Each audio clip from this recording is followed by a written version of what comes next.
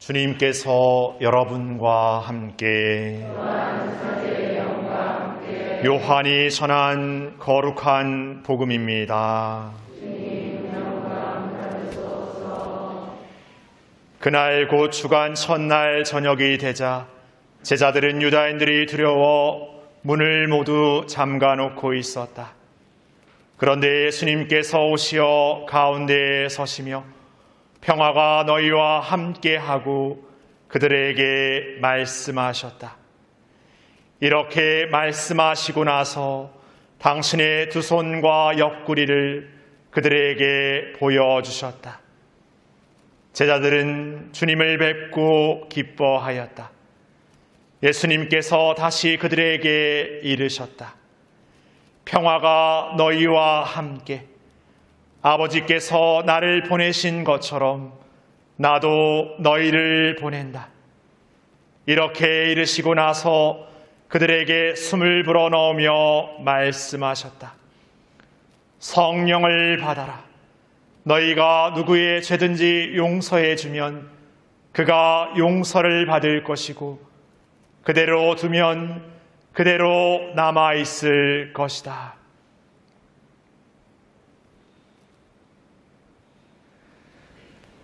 주님의 말씀입니다.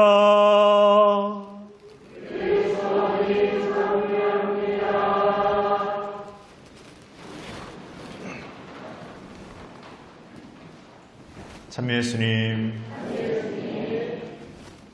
어제 기다리던 단비가 새벽까지 이렇게 세차게 이렇게 내려가지고, 근데 그래서 날씨 앱을 이렇게 봤죠. 근데 오늘 오후 3시까지 이렇게 비가 막 온다고 이렇게 돼 있더라고요.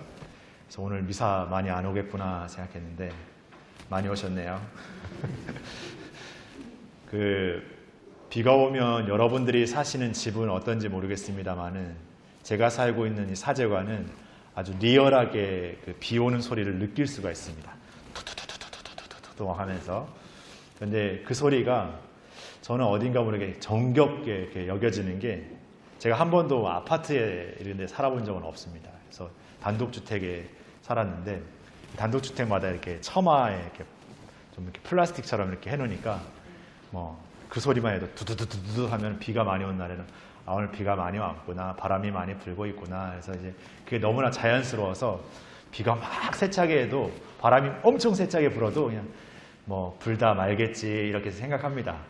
그런데 가끔 육지에서 이렇게 전입 오시거나 여행 오신 분들은 막 바람 불고 비바람 막 몰아치면 이거 우리 집 날아가는 게 아닐까 막 이렇게 생각하시는데 절대 그런 일은 없습니다.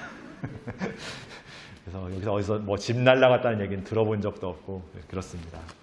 그래서 오늘 단비가 이렇게 내리는 날이었고, 또 이렇게 성령 강림 대축일 맞으면서 성령, 하느님의 그 성령도 우리에게 그 단비처럼 이렇게 정말 한없이 이렇게 내리고 계시지 않은가 이렇게 상상해보는 오늘 하루였으면 좋겠습니다. 지난 우리는 한 50일간의 이렇게 부활 시기를 이렇게 보냈습니다. 부활 시기는 예수 부활 대축일부터 바로 오늘 성령 강림 대축일까지의 50일을 의미하는데, 이 시기는 어떤 교리적인 표현으로 천국의 기쁨을 미리 앞당겨 경축하는 시기라고 얘기합니다.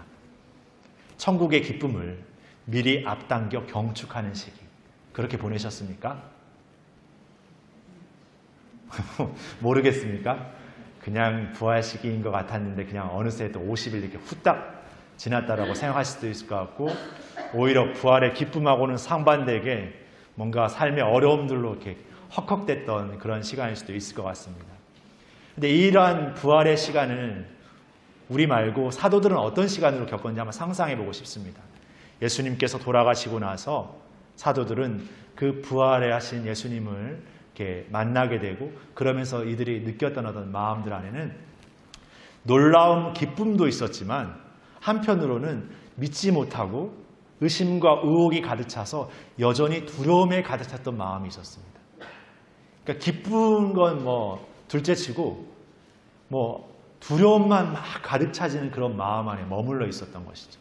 그것이 오늘 복음의 표현을 빌자면 그 어두컴컴한 다락방에 모여 앉아가지고 문을 꽁꽁 닫아 걸고 유다인들이 들어와서 숨었던 그 제자들의 모습이 그런 모습이라고 할 수 있습니다.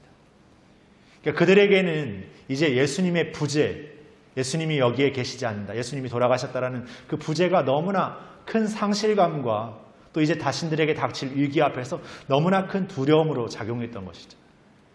그래서 물리적인 문만 닫았던 것이 아니라 이제 마음의 문까지 아주 꽁꽁 닫아버렸습니다. 이제 제자들의 마음과 제자들의 어떤 그 자리에는 그 어떤 희망도 기쁨도 상상할 수 없고 허용할 수 없는 그런 상태로 되어버렸습니다. 그런 완전한 불가능의 상태로 전락해버린 그 제자들 가운데 예수님께서 호련히 나타나시죠. 그리고 그 제자들의 마음 상태와 너무 상반된 평화가 너희와 함께라고 말씀하시면서 기쁨을, 평화를, 희망을 다시금 제자들에게 얘기하십니다.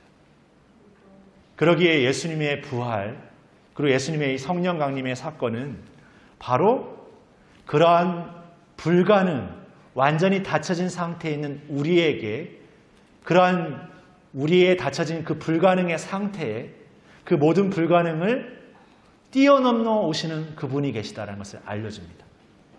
그리고 두 번째로는 그 불가능을 뛰어넘어서 오시는 것뿐만이 아니라 이 완전히 불가능하게 되어진 우리의 상태를 완전히 180도 뒤바꾸는 그분의 성령께서 오신다는 것을 또 우리에게 알려줍니다.